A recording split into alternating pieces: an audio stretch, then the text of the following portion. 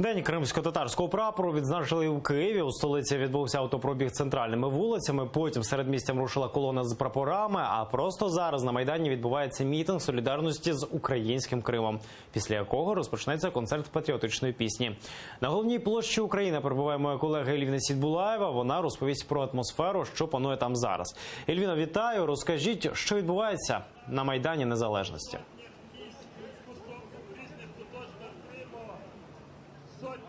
Зараз ми знаходимося вже на Майдані Незалежності. Тут розпочалося святкування Дня кримсько-татарського прапору.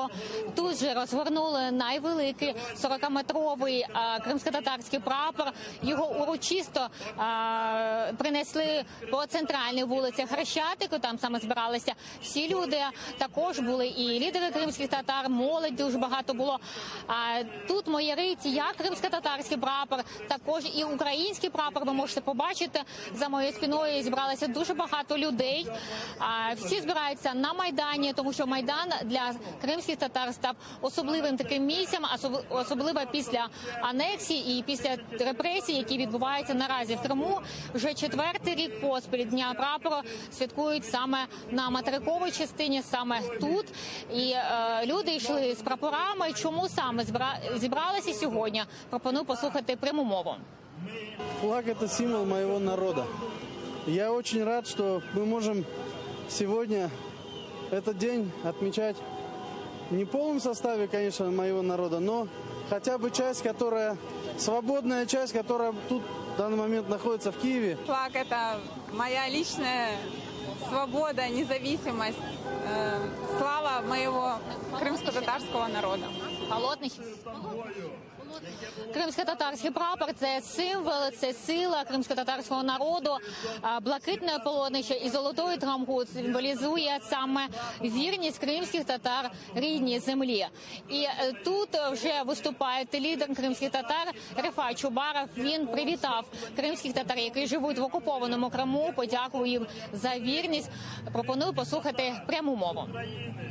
Відзначення Дня кримсько-татарського прапору – це тепер для нас останні 4 роки стало не просто шаною перед прапором своїм, але це є ще об'єднання всіх кримських татар, які зараз розкидані по всьому світові. Но зрозуміло, в першу чергу, це наш народ, який проживає в умовах тимчасової окупації Криму, але дуже багато людей, яких окупація викинула за межі Криму. І тепер відсвятковування Дня кримсько-татарського прапору – це ще демонстрація нашої такої спільної солідарності один з одним. У складі української держави Кримсько-татарський прапор також уособлює собі таку боротьбу за деокупацію Криму. І сьогодні на Майдані буде звучати також і кримсько-татарська музика. І ще більш докладніше розповімо у наступних випусках «Заман Студія». Ельвіна Сідбулаєва, вона перебуває на Майдані Незалежності, де зараз відбувається мітинг до Дня кримсько-татарського прапору. Прапор кримсько-татарського народу підняли на центральній площі Запоріжжя. Учасники акції таким чином висловили підтримку всім, хто нині мешкають на території тимчасово анексованого Криму. Біля флагштока активісти заспівали український та кримсько-татарські гімни.